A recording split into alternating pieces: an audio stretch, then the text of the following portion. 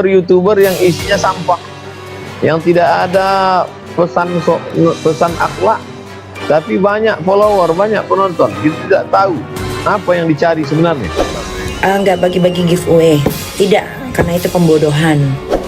Memang saya ngelakuin ini buat kalian, bosku, buat bantu kalian. Saya juga nggak mau bilang bantu, tapi intinya itu meringankan beban kalian. YouTuber yang isinya baik, lalu kemudian hasilnya membantu orang susah, kemudian tidak ada unsur tipu, tidak ada unsur menganiaya orang lain, di dalamnya ada unsur ta'awun, tolong menolong. Maka dalam Al-Quran kita disuruh wa ta'awanu 'alal birri wat taqwa, tolong menolong dalam kebaikan dan ketakwaan, wala ta'awanu 'alal ismi wal 'udwan, jangan tolong menolong dalam permusuhan dan dosa. Rajin sholat itu tidak menjamin orang masuk surga, dan rajin sholat itu tidak menjamin orang itu baik. Bodoh. Selama ini orang menyepelekan sholat, sehingga ketika kita mati menghadap Allah, satu-satunya amal yang akan kita bawa pertama kali ditanya, inna awwala ma yuhasabu bihi al-'abdu yawmal qiyamah, yang pertama kali dihisab, ditanya, disoal dari seorang hamba pada hari kiamat adalah sholat. Ketika ditanya, dibuka buku catatan, apa yang kau lakukan? Sholat tepat waktu.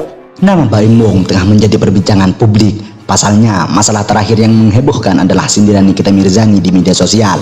Meski tak menyebut nama secara belak-belakan, tak sedikit netizen yang menduga kalau semua tulisan Nikita Mirzani itu ditujukan untuk Baim Wong.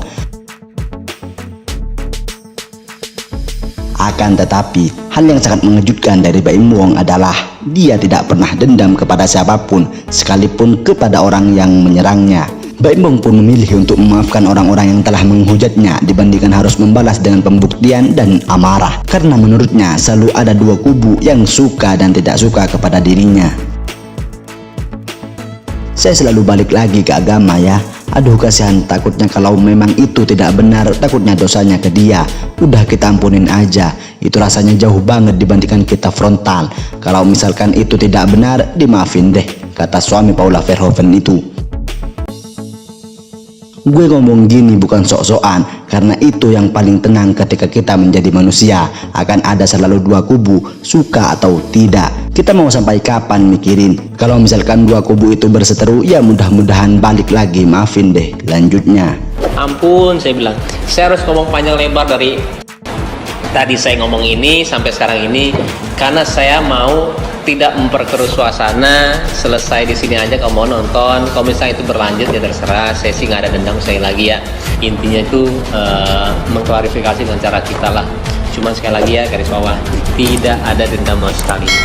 Makanya kalau Paula itu saya lebih seneng kalau dia itu tonton aja sayang, saya bilang.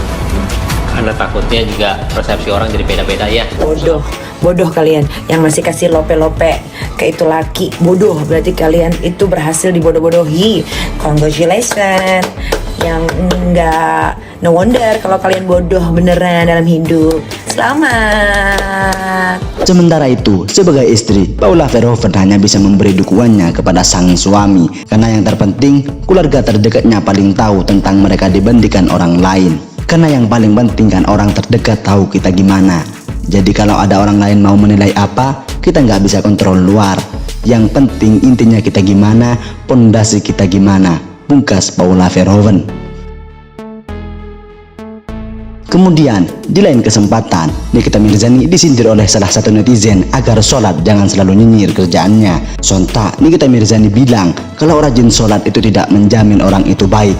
Rajin sholat itu tidak menjamin orang itu masuk surga, ungkap Nikita Mirzani. Rajin sholat itu tidak menjamin orang masuk surga, dan rajin sholat itu tidak menjamin orang itu baik. Bodoh. Hal itu langsung mendapatkan tamparan keras dari Ustadz Abdus Somad. Selama ini orang menyepelekan sholat, sehingga ketika kita mati menghadap Allah, satu-satunya amal yang akan kita bawa pertama kali ditanya, yang pertama kali dihisab, ditanya, disoal dari seorang hamba adalah sholat. Tegas was. Selama ini orang menyepelekan sholat, sehingga ketika kita mati menghadap Allah, satu-satunya amal yang akan kita bawa pertama kali ditanya, inna awwala ma yuhasabu bihi al-'abdu yawmal qiyamah, yang pertama kali dihisab, ditanya, disoal dari seorang hamba pada hari kiamat adalah sholat. Ketika ditanya, dibuka buku catatan, apa yang kau lakukan? sholat tepat waktu. Kalau ada orang sholat dalam kehidupan masih bermasalah dengan tetangganya, ada yang salah dalam sholatnya. Hati-hati bu, hati-hati. Saya tunjuk ibu karena pernah zaman Nabi ada perempuan rajin sholat, rajin berpuasa, tapi diadukan oleh tetangganya kepada Nabi. Kata Nabi, hiya finnar. Kalau tidak tobat, dia masuk neraka. Kenapa? Karena dia rajin mencela tetangganya. Rajin sholat, rajin puasa, rajin mencela. Buka hadis Muslim, nomor hadis 5611. Riwayat sahabat Abu Hurairah radhiyallahu taala anhu.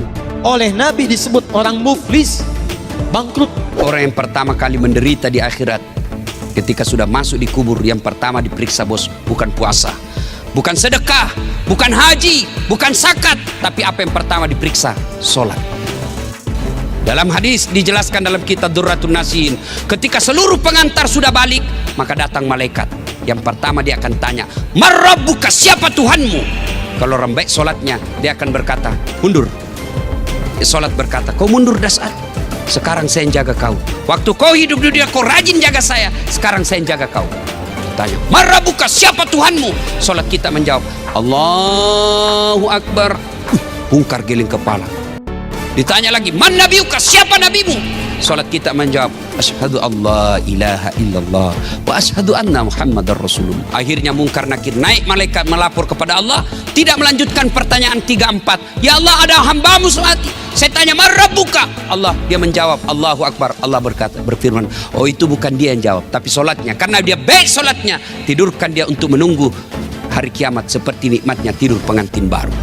Sungguh, sholat yang dilakukan dengan benar itu sesuai aturan. Ini pasti tanha anil fahsya wal munkar. Kata-kata jorok itu fahsya, yang kotor, gosip itu fahsya, Bu. Tidak mungkin ada orang sholat kalau benar sholatnya kata-katanya kotor, itu gak mungkin. Jadi kalau ada orang misal tidak pernah sholat, kata-katanya kotor, kosakatanya tidak bagus, ya, kebun binatang keluar semua, macam-macam misal, dia nggak sholat, nggak usah dipikirin, ya. Capek kita mengeluarkan energi pada yang tidak penting, ya. Itu sudah tinggalkan aja, nggak usah dipikirin. Tapi yang jadi masalah kalau ada orang sholat lisannya tajam, misal, itu masalah. Ada yang salah dalam sholatnya.